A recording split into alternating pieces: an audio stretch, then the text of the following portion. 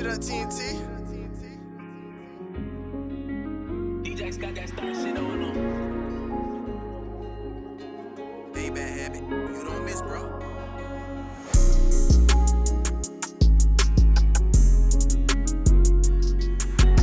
Hey man, you already know what it is. It's Line 101. We back at you again, and we got some special, really special people here for you again. And as you know, I'm AJ. You already know what it is, man. Your boy TruestoryFunch, man. Owner of True Story Studios. EJ Daniels, Super Bowl winner, University of South Florida quarterback. Yes, sir. I'm Shawn. Hey, Hold come on. on, Shawn. I ain't gonna lie, I'm gonna keep it real. Since we here in Tampa in this Yeah. beautiful establishment, Eden, Shawn is One of the managers. absolutely, and I respect him and love him so much, man. He's done a lot for me, just on a relationship standpoint, because I didn't know you didn't know me, and we could tell that energy means everything. So, number one, thank you for having us. Absolutely. Pleasure to have you guys, man. And two, thank you for jumping on. Excited to be here. It's gonna be fun. Big energy guy. I'm a big energy guy, and like I said, you know, the side conversations that we was having, I mean, it was just, we had to have you. You know what I mean? So, which, you know, this is the Line 101. You know what I'm saying? And the day is coming up, Valentine's Day. So, in line, out of line, getting your significant other a gift. What do you guys feel about that? Is it in line or out of line? You got to start over there, man. Hey, Start from the end. Start from the end. I'm personally, I'm gonna say out of line. I've been married going on 2 years now, and you know, coming from a previous marriage relationship, you know, it's just not worth it. I've chosen my Valentine. I gave her a different title. I call her my wife. She's my Valentine every single day. You know, we make our house go round and, you know, make it work between, you know, our kids, our dogs, household, you know, professions. I'm sorry. So, you know, she's my one every single day. I choose her every single day. So one day isn't gonna define that for us. I love that, man. You like that? I love that. Yeah. Man. That's Absolutely. juicy. Yeah. I love the fact he said you choose every day. Yeah. I think that's a real serious, conscious decision. Yeah, Life absolutely. can throw you so many Absolutely. curveballs every day. Absolutely. Every day. But for me, I'm the opposite. I'm not married, have no kids, and single. Yeah. So, you know, even if I had a young lady I was entertaining right now, I would definitely want to do what I could, you know, on this day. I understand that we're in a climate now where if you don't do, then it'll be perceived differently. So it's in line for you. So, in line for me. It's in line for you. For me, in line for me. But, you know, I'm still trying to prove my love, so I don't know. It's different for me. It's different for me. So, asking the question, I will say, it is in line because I'm still very raw. I'm still, you know, freshly married. So I definitely believe, you know, it's I don't know. I guess I feel like, you know, women, they see their friends and all that stuff get stuff, and I'm not saying that's why you go out and you do, but I do feel as though, you know, women can be like, oh, look what, you know, kind of be passive aggressive. Oh, look what such and such got her, you know, such and such. You know, I'm like, oh, what you trying to, are you telling me you ain't never told me about they business before? You know, so, you know, but like, you know, that's here nor there. But I do believe, you know, it is like a window where you do that, and then after a while, after maturing a while in the relationship, you kind of let stuff like that go. What you got? Hey, I'm like, hey, I understand your perspective. That's a very good perspective. I just feel like it just all depends on the relationship and the individual. If it makes sense, if y'all both agree that hey, every day is Valentine's Day, then that's what we're agreeing on. But if she want to feel thoughtful of me getting her, well, she want me to feel thoughtful of me getting her a gift, I'm totally fine with that too. So, yeah, it depends on the person. Absolutely. Whenever she get here, wherever she at. Absolutely. So, Shawn, hey, like I said, I know, you know, you introduce yourself just as Shawn, the manager.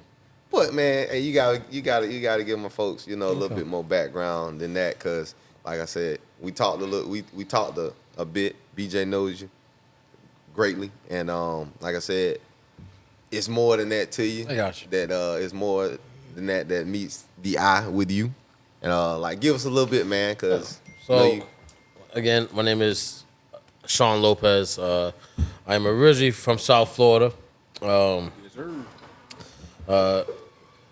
I enlisted into the United States Marine Corps at the ripe age of 17. I served 2 tours, one in Iraq, one in Afghanistan. Afghanistan, I was actually wounded, in which during serving combat operations. With that, I suffered a traumatic brain injury, a spinal cord injury, and then I also broke both my ankles and dislocated my shoulder. A long road to recovery. With that, I already had one child. I was in a previous marriage as well, and then during that road to recovery, I had another child on the way. My overall intention was to serve, 20, 30 years in the military. That got cut extremely short. Uncle Sam told me, thank you for your service, but we don't need you anymore, and sent me on my way. The only other avenue I thought I had was law enforcement or something like that, and then that got cut loose, and I had to find a different route, which after years, I moved to Tampa in 2017, and then through we call networking, employment, different types of employment, I started a security company, which then led me here to Club Eden, downtown. All right. Where now I'm now the assistant general manager here. All right, man. And so I function with that, man, and we greatly appreciate you, man. And like moving forward, man, like I said again, hey, man, we thank you for your service. Appreciate that. Appreciate you for that. Question for Shawn. Hey, it's about to be You ready? B-Day. You ready to go now? Let's go. Oh, yeah. Do your thing, baby. So, quick question for you, man. I also served too, like, based on when you first got back, like, how was that transition and coming back into the civilian society? Oh man, it was troubling. So I actually got extended a year just because of my recovery to injury time. Yes, sir. Right.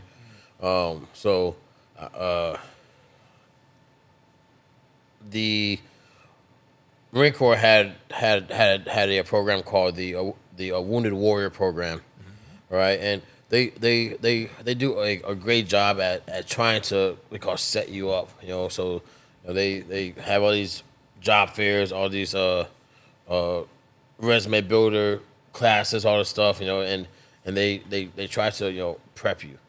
No one can ever give you the rundown as to how to interact with civilians, how to interact with. I've never worked with a woman in my life. Yeah. And so when I got out, trying not to say fuck every every sentence was a challenge for me. Yeah. On top of that, I was dealing with mental health issues. I was dealing with ongoing therapy, ongoing we call physical therapy, surgeries. There was a lot going on. So I was forced to transition at a point in time where I wasn't ready to transition. But Uncle Sam told me thank you for your service. But keep in mind I still had a family to feed. Yeah. And I still had to do my part. So I still had to pull my pants up, tighten up my belt, and go to work. Yeah. So the transition was not ideal, but I had to do it. I had to get through it.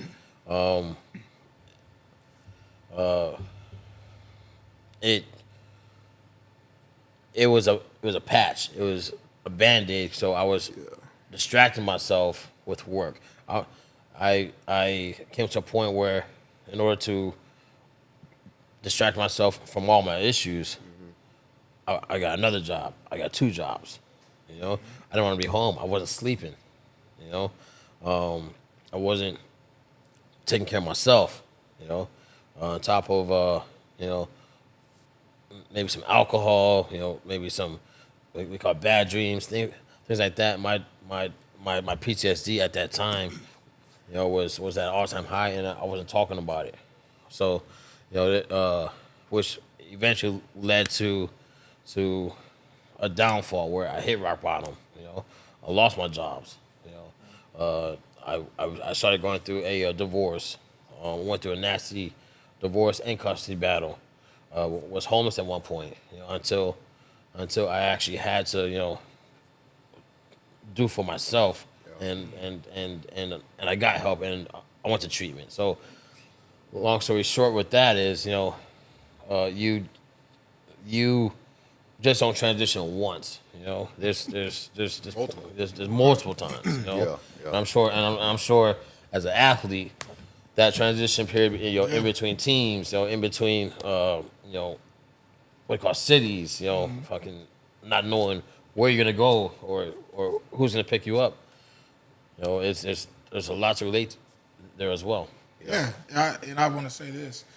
Just on the Christmas Eve of my book coming out tomorrow, Beyond the Red Zone, and talking about mental health, you know, what I resonate with you so much is, you know, no way in shape and form is our career is exactly the same. Yeah, You know, but crazy. you know, not at all. But the transition though, like, you know, the first time I was ever cut from San Fran to Seattle is like that only happened for 24 hours. Yeah. Wow. I thought the world was over at that point. Yeah, that's Just crazy. for them 24 hours, you know. And then I get to Seattle, but I'm paying rent in San Francisco, but I'm playing for the Seattle Seahawks. Yeah, that's crazy. You know what I mean? Nobody think about Nobody those think about things. that kind of stuff. Yeah. But then, like, I shared this story off camera, and I share it on camera now. Like, you know, it was amazing that the last time I played in the NFL was 2017 with Atlanta, right after the Super Bowl, and I had an injury in sports hernia, so I can't run, walk. I had to go to Philadelphia and had the surgery by myself. You know, nobody else was around, and stay in Philadelphia for a week. You know, laid up on a bed in my hotel room. So, but moving forward, when I got back to Atlanta, you know, I wanted to see what type of man I was. Like, if I still had the same type of, like, attitude about making it to the NFL from 6 years old to where I was today after the 3rd Super Bowl, right? So I put on a T-shirt and some shorts. I put a suit in my backpack. This is me as a free agent right after surgery. And I walked maybe 4 or 5 different miles, highways, woods, different streets in the city I'm not from. I don't know these people. Just to go do a job interview on a Friday at 12 noon. Why did I walk to this job? I'll tell you at the end, but I get downstairs, I wash off in the bathroom so the people I'm interviewing with don't think I'm sweating. And then I put on my suit, I go upstairs, I get the job on the spot. Just based off who I am, my charisma, smile, all that kind of stuff. Monday morning, they call me, and I don't report. I don't go to work. I missed my first day. Hey, this wasn't no male stripping job. Was it? You get the job on the spot, man. On the spot. You get a job on the Man, spot. on the spot. A dog in there stripping. Absolutely. But what's so crazy is I didn't report because I knew that job wasn't for me. And I also didn't understand how my transition was going to go, but I needed to do that for me with no one else around, with no other resources, to see if I still had the same type of girth and just attitude and determination that I've spent pushing sleds, running hills, you know, as you probably went through combat and different trainings and things like that, to still see, hey, I can still do life. Yeah. So, do you think you being financially prepared, do you think that played a role? Because, like, you played your time in the NFL, right? You know, I would assume you had some type of pockets. You know, me me as a regular person, I don't think I could have passed that job up. You know, I think my ego made me pass that job up because it was something involving marketing. So when I say that wasn't for me, So that just position wasn't for me. But I also say this: I'm still thankful for my mother and father because I think that. So first of all, my first ever, the first Super Bowl I went to, the NFL check that I received from the Super Bowl, I couldn't show you a piece of underwear from that year. Not a stock, not a house, not anything.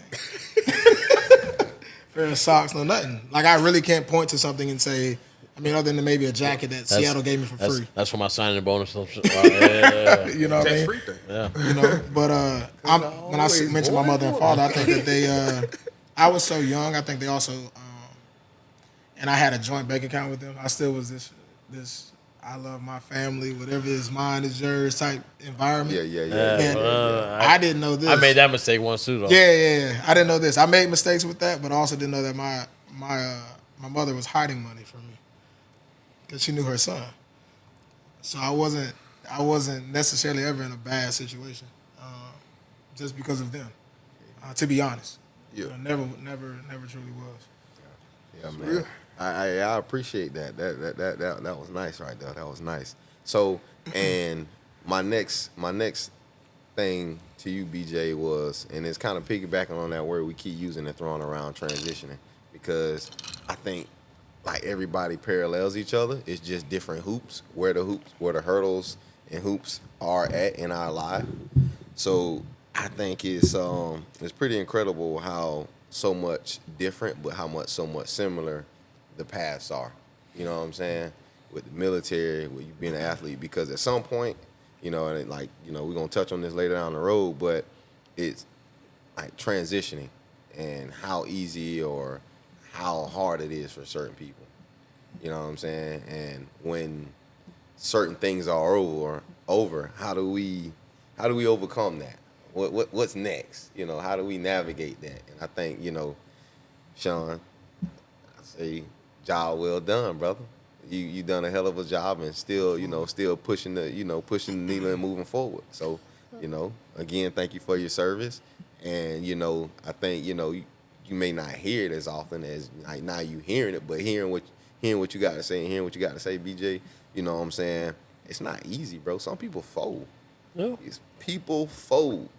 He and I both know, I'm sure y'all seen it, people fold, bro, to the pressures of, you know, outside of the mental health aspects of things, but people fold in the sense that, you know, they can't deal with, you know, having to, like, okay, well, I don't know what I'm going to do next, and they fold, you know what I mean? Mm-hmm. So I appreciate y'all for, you know, enduring and staying strong and, you know, keeping the main thing, man. So, like I say, what you got? I know you had something to chop it up and say, bro. Yeah, I'm just saying, it's all a process, like trial and error. That's all I can tell you, trial and error.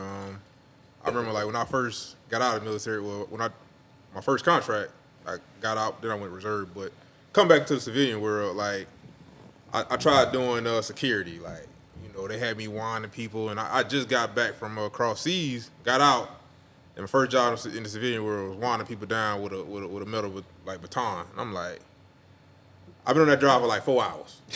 Then I quit. Yep. Now I was like I was in the tank like 2 months ago. Now I'm not doing this, you know. Then, like he said, with the transition, and like it was a different experience. Like, yes, you took all these courses. They tell you, oh, you know, it's gonna be easy when you get out there. You're gonna have so much veterans preference and all this good stuff. But that wasn't the case for me. Like, I was a tank driver, like, or a tank gunner. Like, what am I gonna do? You know, well, what's next for me? I get out here and it's like, oh yeah, you could be a trash man. I mean, granted, nothing wrong with that, but I've been out in the sun for 12, 16 hours a day, you know, in 120 degree heat. You think I want to go out here and slaying bags all day? Yeah.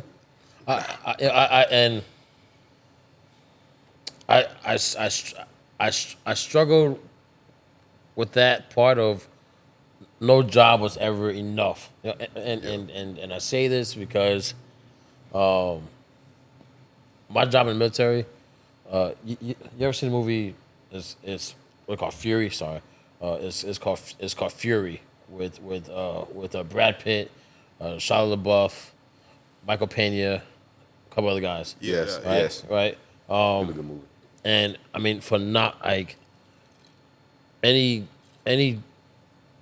veteran, like any combat vet, I feel that is the best movie to like truly understand the process or the mindset of a combat veteran. You know, what I mean, you go through comedy, you go through we call sadness, you go through death.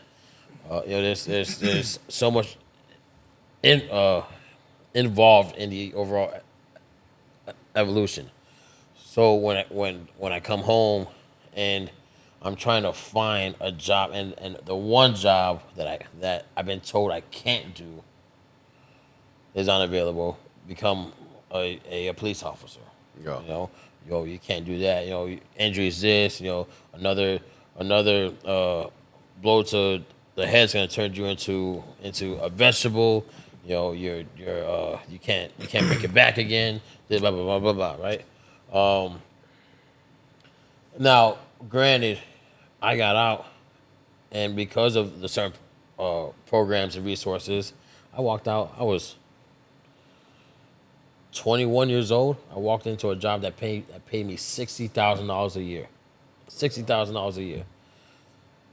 Kids graduating weren't even touching that. Yeah. You know, without an education. You know, that was a blessing. But I Absolutely. still had something to bitch about. You know, because they took my pride away from me. They took my core. Yeah. The away from me. that Yeah. reinvention. Yeah. Like, you know, I gotta reinvent myself. So is this really what I Right. want to do? No, this ain't really what I want to do. Exactly. But it pay me well, you know. You know, but yeah, I get that, you know, and I'm sure, like I said, I definitely, you know, I hit that wall, man. And like I said, it's common because us as athletes, guys in the military, you hit that wall, and now where do I transition? So, you know, I think it's a pretty dynamic combo, and, you know, I think, you know, everybody deals with it, but the overcoming and the enduring part of that process is pretty spectacular. You know, I'll say this. I don't know how it is on the military sense, but when you talk about athletes, like, you spend your whole time. Like, I was 6 to 23 with one dream and one goal. absolutely. Just one thing that I wanted to do. And then I break my ankle my senior year. I'm thinking, I'm crying like a baby, it's over. Yeah, Okay, but then by the grace of God, I still get that opportunity, which most don't. But at the same time, like, you talk about reinventing yourself, especially when we talk about our youth and who we are involving, you know, who we're marrying and what kids we raising and how we're raising them. It got to be, okay, there's other things you can do besides just this. yeah, Because once I put myself on a one-track mind, then once I was outside of that, that was hard as an adult to figure out what I'm going to do next. Yeah. And truth be told, I mean, for the last 5 years, I might have mentioned this in the last time we talked, but I walked to a job. I was a high school head coach. I played in the XFL. I coached at USF, and now I'm raising money for athletics. yeah, Like, I still am not necessarily secure in what I'm doing and what I'm doing, other than I know that it has to be service for somebody. Yeah. I got to help somebody. I know that's the premises of what I have to do. But in the next year or two, I mean, who's to say? I might not be at South Florida anymore, because I'm still trying to figure out, like, what is it exactly my purpose is besides, I know it's serving, but how? yeah, How am I going to serve somebody? I thought I was going to serve somebody by being the next Michael Vick and them kids follow me. Well, that's not how God wants me to serve. There's other things No. and how he wants me to do this thing. yeah, So absolutely. I still don't want people to feel like, okay, well, where you are now, like, your dreams got to evolve, what you want to do, how you're doing it, you know. So even as adults, we just didn't get the jump start that most people got. And that's It wasn't right out of college straight to this and this, that. And it's tough, man, because sometimes I feel like at some point times is almost, it's not a setback, but at some point, if you look at it from a different perspective, it's a setback. Because now you got to navigate differently. You got to move differently. You got to, like we keep saying, you got to transition. Like that old life is over. No. you know, how do I sustain and how do I fulfill myself now? Absolutely. Because I mean, like, I can't do it anymore, but I still want to play ball. You know what I'm saying? So what's next? You know what I'm saying? And you know, it's tough, but you know, you move forward. You meet people, you talk, you chit chat, and you mature and you grow. And you know, I think with spaces like this, it definitely helps. You know, so Absolutely. like I say, but any of you fellas got any other thoughts on that?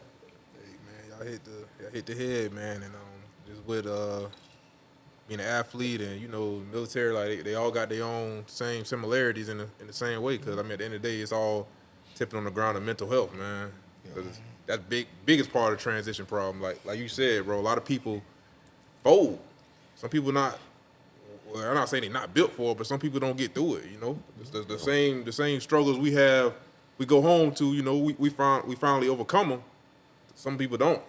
They take different routes, and unfortunately, those routes are unfortunate things. I've lost more of my comrades to a suicide and or preventable accidents than I've actually lost in combat now.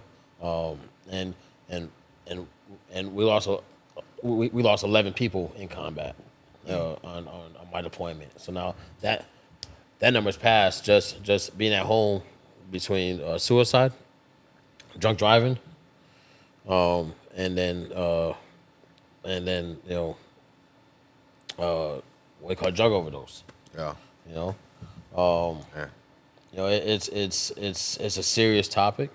I used to get all bent out of shape on it, and it's unfortunate now that I've got a different perspective.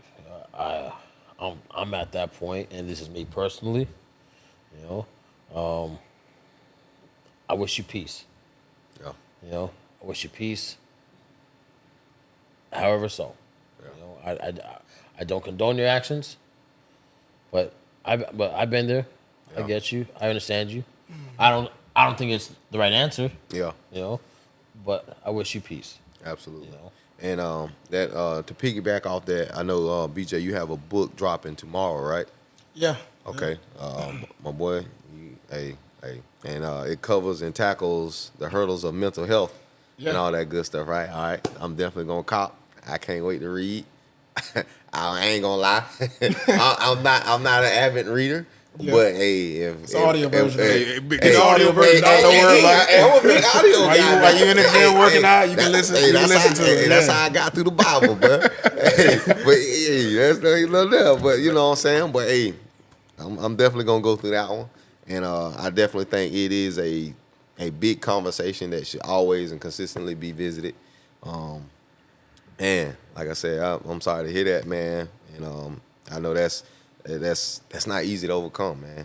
And like I said, every day you wake up, and man, you hit it, hey, face first. Sorry, man. And that's big and that's major. A lot of people don't understand, it's a blessing to wake up, but it's also having that mental fortitude to get up and go grind it out.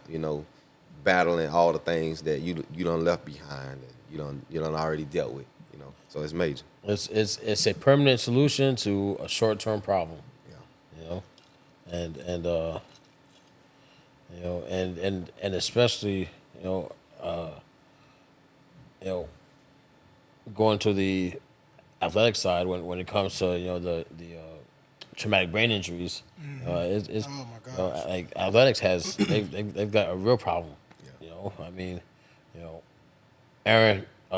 As far as what I know, Aaron Hernandez, he was a little whack. He had a screwed up childhood,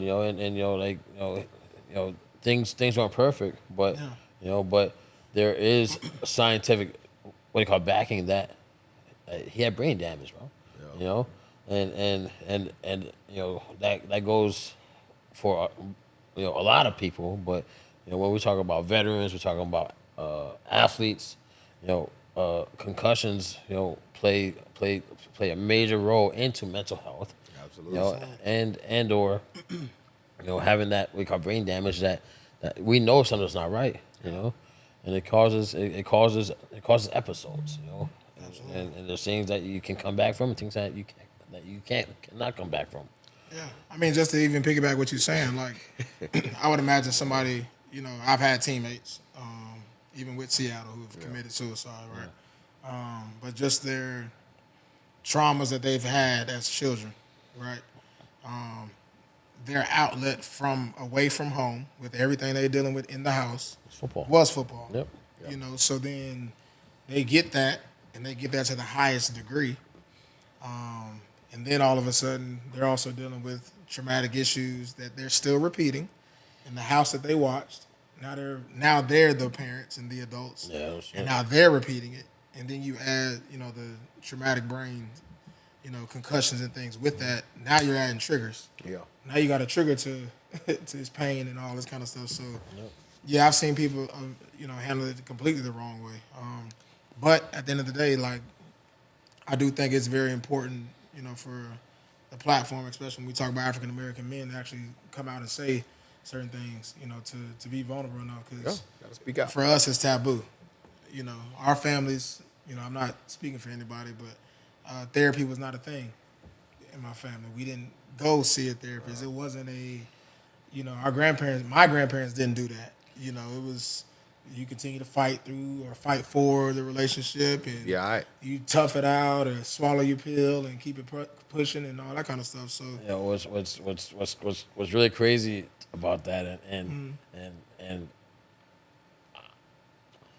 growing up, my father was a womanizer. You know, my father, you know, was this and the other. But but one thing about my father, man, is he worked hard. He showed me work ethic. He provided. You know, he took care of his family. You know, and as I grew older, you know, I was finding myself lecturing him as to, hey man, you could have done this better. You could have done that better. Yeah. You know, this and the other, right? Yeah. But now as I get older, I start to understand him more and more every day. Cause I got my own fucking family. I got 5 kids now, man. I'm on my second wife. Yeah. You know, like I'm starting to understand his struggles. Yeah. You know, I'm starting to understand the things that he's got to be quiet about. You know, the things that he's got to hold in. You know, and it takes a toll on you. You know, no one's perfect, man. No one's perfect at all. You know, it also, as we talked about previously, you know, it goes to the type of woman you got behind you. Yeah. Or not even behind you, but beside you. You know, one that's that right woman for you. absolutely, You know. absolutely. Speaking on that, though. Hey, go ahead. Hey, go ahead. How y'all feel about that Super Bowl, though? What's up with Usher, though? Before we get there, hey, BJ, who performed at your Super Bowl performance halftime? The one, the few you went to. I don't remember. No, I don't remember. I hate to say it like this, but which one? I hate to say it like that. That's that CTE. Let me see. Yeah, I don't even remember. Hey, It was 3 though, I already know. but I really can't remember. Hey, The first one was at MetLife Stadium. We played against the Broncos. I don't remember who that was. It was too cold. That was Jersey, right? That was It that was was in, Jersey. yeah. All right. The second one was Phoenix, Arizona. What years? Because we'll have We to. played the Patriots. We didn't get a ball to Marshawn on the 1 yard line. Damn, Pete Oh yeah, Carroll. I do remember that one. Yeah. So Damn, Pete. do you remember who that was halftime? Sure. I don't, bro. See what I mean? I don't. I really don't. All right, last one. Atlanta Falcons, Patriots, 28-3 comeback. They came back and beat us. Who was that? Miley? That was all ATL. That was I felt like It was in a. That was. I think Miley Cyrus was one of them. no, they it was like ATL. It was like Luda and all of them. Was it in Atlanta? I It can was tell you in see Atlanta, it. right? No. You remember that? ATL went. Yeah, Atlanta Oh, went. Yeah, I was playing with the Falcons. I just don't remember who. Yeah, I mean, yeah. Well, good, man. A good question though. Since I got a man that been to the Super Bowl, played in and did all that good stuff. Hey, quick out of line. Okay, go ahead. I know they got a director at halftime, but they're directed during the game though. That's just scripted. Hey, that's just scripted. Roger Goodell. Roger. Hey. That's the maestro. Hey, Absolutely. Absolutely. Hey, don't. I ain't employed by them no more, so I'm a snitch. Absolutely. Roger Goodell. Tell us For sure. to get you. You better calm down. Hey, man. Hey, So, bro. matter of fact, I'll tell you this since we brought it up. Okay, good. Okay, so Super Bowl, we didn't get the ball to Marshawn Lynch on the 1 yard line, right? Okay, let's start from the beginning. Marshawn all week was not talking to the media, and all he would say is, "I'm Hit just song, here, get so I'm get fined." fined." Yeah. Okay, there's a black man now taking the narrative away from the biggest show on earth at the time. Everybody watches the Super Bowl. Yeah. So that's a problem because you're taking money away from the shield, this big shield that is protected by everybody. Okay, start with that. Number two, back then you couldn't wear colorful cleats. You had to wear your team colors. Yeah. Marshawn comes out in all gold cleats, same colors as his helmet. That's wild. In warm-ups. First time I ever seen Roger Goodell ever in my life. He walked in our locker room after warm-ups. He said, Marshawn can't go out on the field with them gold cleats. If he does so, he will not be able to play. That don't even sound right. Will not be able to play in the Super Bowl because he got on gold cleats. Not get fined. They did that shit to a Michael Jordan as well. Not get fined. Not play. Right. That's crazy. Right. Michael Jordan's one of his first games. Whenever they came out with the Jordan ones, they wanted all white. He came out with the red, white, and black. The ones? The ones. Oh, okay. Yeah. I didn't know that. And they threatened him this and the other. It was just whatever. He was already making his Nike money. The rest is history. Yeah. The rest is history. That's wild. So I'm going to skip the conspiracy theory. Y'all can address it. But if Marshawn Lynch runs the game-winning touchdown on the 1 yard line, who is the MVP of the game? Lynch. Marshawn. Yeah. Okay. They're going to put another microphone in his face. Hey, Marshawn Lynch, you just won the MVP of the Super Bowl. Where you going next? That's a lot of thinking. That He might not say nothing. I will say this. He might not say nothing. I did not look at it from that perspective. You have to. And being on the inside, it drives great conversation to say that, dang, yeah, he would have been the MVP. But if Russ, throws or makes some type of check, throws the ball, he's the MVP. So you was in the locker room with Russ. It's like, hey, how was that? I've been dying to ask that question. I've been dying to ask that I question. heard some things though. I heard some things. Ain't nothing that bad though. Can you predict the future? You funny. I just gotta ask. You funny. I gotta ask. Nah, it was interesting. I'll be honest. There's one side that Russell is a very good teammate, very smart, very intelligent. But he's also the guy that's not gonna go out to a bar or a restaurant, hang out with the boys, watch the game somewhere, play video games at the house. Yeah. He ain't doing none of that, and that makes it hard for you to blood, sweat, and tears. Yeah, you gonna run sprints with people, you gonna do all them things, but what type of interaction relationship do you have off the field? Yeah. And that's what makes it hard. Yeah. That makes it real hard to really, ride for somebody sometimes. And that was an issue. That was an issue. Because he didn't buy into the camaraderie, the quote unquote brotherhood. I mean, it absolutely was the brotherhood, yeah. But there's certain levels of it to us that are commercial. Yeah. Okay, then when you talk about me, Marshawn, Cam Chancellor, Earl Thomas, we all from different places of the world, have different backgrounds, grew up differently. Okay, well, Percy Harvin, like Virginia Beach, Miami, Oakland, California, Tallahassee, now I mentioned the cities. Yeah. Okay. Yeah. Did he feel like a genuine person though? Did he feel like, how we chopping it up, we good. Like everybody feel like genuine people. Did he feel like a genuine person? Like, damn, Russ is a cool dude. He cool as hell. Like, hey, Russ, let's go to, It's levels to all of it.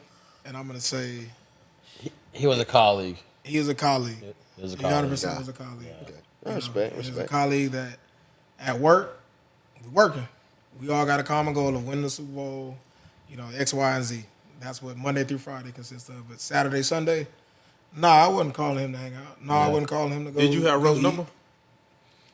At one point in time, yes, absolutely. I did have his number at one point in time. I don't know. I this, did. this might be hearsay. Probably is. Yeah. Probably still is. Did he have like an assistant that like answer like calls or shit? Nah, he ain't had that. Oh, okay, cool. I'm glad. I'm about. Whew. That sound like Nah, some Sierra shit, he Yeah, ain't had that. But y'all blasting that Future though hard. Absolutely. Dirty Sprite, Hey, shout out Gucci to flip Future. flops, all that. And the worst my part God. about it is that was when Future was going crazy. Oh boy. Beast mode. It was so many like tracks and albums and everything back to back. So Hey, that's why he ain't talk to y'all. Hey, that's why he ain't. Hey, that's why he ain't talk to y'all. yeah, that was a real thing though. Hey, bro. That was an absolute real thing. And I'm not gonna not play one of my favorite artists. You know what I mean? Because of, who's dating who in the locker room. That's not gonna happen. So it was a lot of Damn. interesting things that went down. Music that was played too. For sure. All right, so since my boy Money Mill, my other co-host, and my boy Toxic Trey, they ain't here. Inline, out of line. You was at the Super Bowl. You watched the halftime show. Was Usher in line or out of line, man? Keep it a buck. So if I was Swiss Beats, I might have been at the rehearsals prior to Super Bowl. And I would have watched the performance. Okay? And I would have stamped it right then and there on that Monday through Friday. I would say, okay, yeah, that's cool. Usher has a way of going over and aboard about himself sometimes. He gonna sell it. He gonna sell it. Yeah, he gonna sell it. He gonna sell it. So I guess for me, like, I don't know. Like I don't know. What you think? Usher also has a history. Oh, So that's the other pattern. thing that Swizzy- people are Swizzy accounting. got nothing to do with Usher. Hey, it's a like pattern. going on in his history. So I'm gonna support that, Alicia Keys as much as possible. But if I didn't see what I saw on Monday, when I stamped and approved the show that I was, driving my wife to or being a part of, then yeah, me and Usher would have had some words. But it would have happened not on social media. Yeah. It would not have happened on social definitely. media. Face to face. So y'all, we really don't know what this behind the scenes stuff really looks like. Yeah. Cause I can tell you some behind the scenes stuff. I It know probably for look sure. like the alleged Chris Brown and the little small beef that I guess they had a while back. Somebody supposed to put hands on us, but that's probably hearsay. But what you think, Shawn? He waiting to answer that one. In line, out of line. I don't know. So, I'm gonna say in line with Okay. this. They are professionals. They will do that same act anywhere. On tour, whatnot. That's their song. It goes with the overall theatrics. I think Swiss handled it well. Because I'm a man of confidence when it comes to my wife, my woman. If you can take her, you can have her. She Buddy still might have to go at it though. no, hey, no shit. You gotta hear me before you take them. Yeah, no. You can bag her. You Yeah. If you can bag her, you can have her, right? I agree. She is, if she came to me just like he did too much, then that's my role. Then that's my part. Lo, can I get one too though? Thanks. Then that's my part, and it's happened here, where someone, I'm a cool dude. I'm calm, cool, collect. I'm mellow, but you're not gonna touch mine, and without consequence, without me seeing you, Yeah. we're gonna look at each other in the eye as men, Yeah. And I'm gonna tell you exactly what the hell I'm upset about, Yeah. and then we're gonna take care of ours, Absolutely. Absolutely. I think there was in that situation there was no foul. I think it was Performance. It was theatrics. Okay. So Yeah. you think that part of Yeah. I do think Yeah. that performance. Hey, I'm gonna stomp y'all on Yeah. that, but I'm gonna let grind go. that wasn't part of the performance. That's all I got to say. No? That's all that wasn't part Not of your it. performance. Okay. You think we're talking about like, You ain't stamped that one. You can just look at it like us, like how unnatural it was. It was just like he just He gravitated kept behind. He into was like, it. hey, yeah. Yeah, You know, hey. hey, who knows how close his pelvis and all that good stuff was, up on him. But hey, that's another day. We're gonna leave that for another. Yeah. But and this is why I say I'm gonna stump y'all. So, Shannon Sharp's podcast, love his podcasting platform. And we're gonna get there. So, what is the difference between comedians and their jokes? And how people are taking offense to comedians' jokes.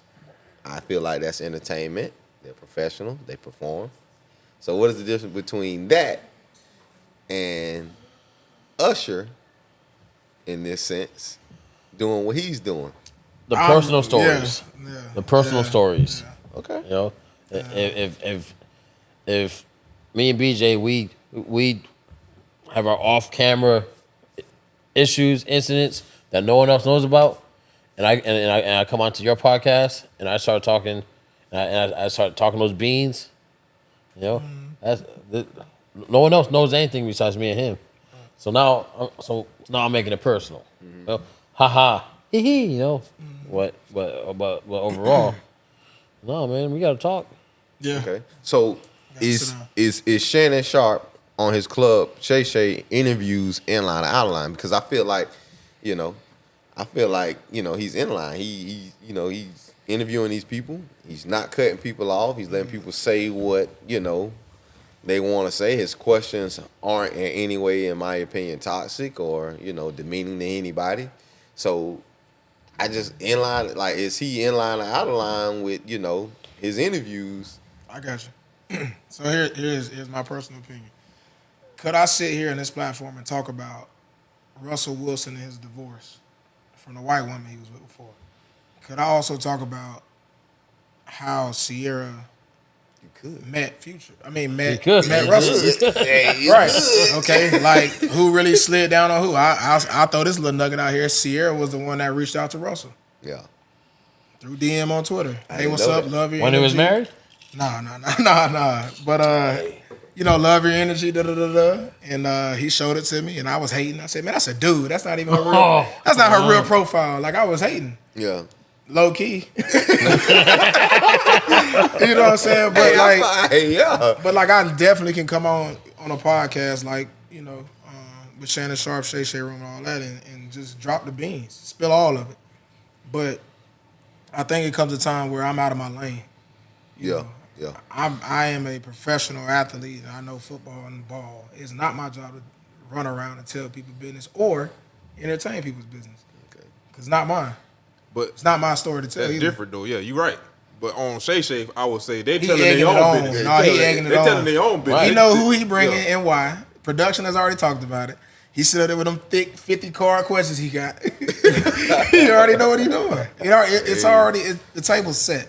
The table's set. And at some point in time, what you got to be careful of, the stone in the glass house and all that. Okay, let somebody go on the podcast and talk about your NFL career, your college career, what you did at HBCU, or what you did when you was with the Broncos. Yeah. I mean that's a hard life to live. Now he has to be willing to accept that. Now, truth be told, we've understood with the Memphis Grizzlies. When somebody bark at him, he get he go bark back. He He go- playing ball, bro. You already know what time you know what it I'm is. saying? But are you willing to if he ready to handle all that, man, keep doing what you're doing. If you're not, don't be upset. Don't be mad. Hey, inline or outline. Oh, did you answer, Grant?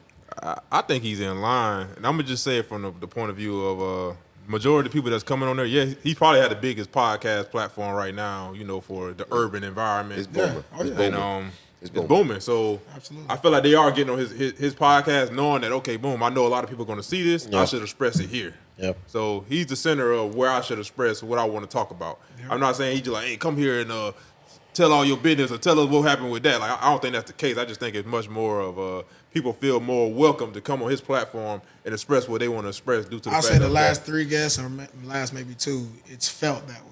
he has given a lot of positive information with people he's interviewed that I've wanted to learn from or whatever. But I think the last 2-3 guests, when you start inviting comedian after comedian that talks about the other comedian, then that's when it started to get down the lane of just but like. and that's the thing. He hasn't invited comedian back to back. Like it's been people in We between. just saw Monique. Yeah, it was Monique. But it wasn't. Monique. But It like was- his interview with her, with Cat Williams, it wasn't Monique right behind. You know, even that I know of. I assume that Monique, Cat, and then But I think he had interviews in between the Cat Williams and the Monique interview. I think. But the Cat, Cat was responding to some stuff that happened like months ago though. And he came on there, and that's when he shared his part. So maybe it probably just started off of, they got on there, they said what they said. Cat probably felt as if like, okay, like what? They telling lies, like that's not gotta go in here and speak for myself. So let me ask you and this. now I kind of just opened the door for all that, Let me ask you this: How do you think these people feel, and would these people come back on his platform? Will Kevin Hart go back on his platform? Will Steve Harvey go back on his platform? So I think it's one of that. It's definitely a perspective, and it's kind of a double-edged sword. I feel like why not go back on his platform if you kind of ain't got nothing to hide? you ain't running, right? I wouldn't do it. You know what I mean? I'm gonna tell you why I wouldn't do it. Why would you not If do I it? was those people, Kevin Hart, Steve Harvey, Cedric Entertainer, whatever. I helped grow your platform. Okay. Shannon Sharp has a platform, but not in this realm. Yeah. Okay. But I came on your show to help you. Then this happens, and you didn't vouch for me. So- you didn't stand on 10 toes, and I helped your platform. You didn't help mine. So I'm definitely not feeling like I'm gonna come back to help So you. what if I I have a say? different perspective on that. So what if Shannon Sharp's, So what if Sharp says and comes back to you in the realm of that? I already had an audience. I've been on Undisputed. Sports audience. Hey, but the audience got to start somewhere. Athletics. So that's one realm. So okay, now I start my podcast. I've interviewed said people, and the interviews were great. My interview with you was great, and then I interviewed Cat Williams, who my interview goes through the roof because he speaks name his dropping. truth. Because He speaks his truth, and he name drops. Yeah. So if you feel as though what was said isn't true, you know what I'm saying? I feel as though it would be more of a brand protection for not coming back than me saying I love y'all, I just don't I agree. feel like you wronged me for not protecting my name. I would have just did this. If there's an opportunity for me to come back on that show to rebuttal, I'm a big enough star that I can do this on my own. I don't need Shay Shay's room to address nothing from nobody, in my opinion. Because keep in mind, like, you think Kevin Hart is less, his platform is bigger than Shay Shay? Absolutely. Steve Harvey's is bigger than that? Yep. So I'm going to speak it on mine. I'm not helping you no more. I agree. I agree with you. I do agree with You'll that. get likes Yeah, if I come do back agree on with with, that hey, part. here's BJ Daniels with a rebuttal. Yeah. You'll get more clicks. I on gotta it. give Shay Shay running the YouTube podcast right now. He got the best numbers in the game right now. Joe Rogan's got it. Oh yeah, that's a different environment though. Yeah. But I just wouldn't do it. I You so talking about the owner? yeah. But and then the deal that Joe Rogan just got from Spotify. Oh my God. Yeah. But I agree with the both of you honestly. But here's my perspective on it is how do you keep someone irrelevant? Don't respond. You just don't respond. You Yeah. don't Say you nothing. don't acknowledge them. You don't talk about them. I would not go back on his show because you already know that the questions are going to come on it. Not to avoid them, simply to just you don't matter to me. Yeah. Like I've already beat you in every aspect of life. Yeah. Everything you said, true or not true, it'll be gone in 2 minutes. Yeah. So That's real. So what do I have to say? Yeah. I'm not gonna set myself up. And now, now I know. I agree. What your platform was aiming for, trying to go for. I'm not gonna give you the fucking ammunition. Yeah, I agree. You won't backtrack to go and respond. Right. Like Like, what we doing here? But you responded. Each and every one of these people have responded in somewhat way, shape, or form. If it's not Twitter, it's via X, Instagram, some type. They've all responded. Kevin Hart said what? Kevin, he pretty much, is on like I'm not verbatim, Right. what he pretty much put out, but it was more get like some help, type He of message. responded something like that. He said something. Yeah, he said each and every one of them have responded. I'm not quite sure what Steve Harvey said, but all of them they responded. They all responded. So I would say that's just one aspect of his platform, though. Like platform, he got rappers on there, like just people. You just going he got like everybody. it's so he's much just going on. Talking in Like, the current nation. yeah, But in no way, I'm proud of what he's doing. Let's go back to I am proud of what he's doing. the urban community outside of football as well. I mean, He's evolving. I think he is using his platform for the black arts. I think that's a great opportunity. That's a great, and he's giving a voice to men and women. He's allowing people to come on there and say their words, their piece within the black community. Where it goes is gonna leave that community. Is it become more than that?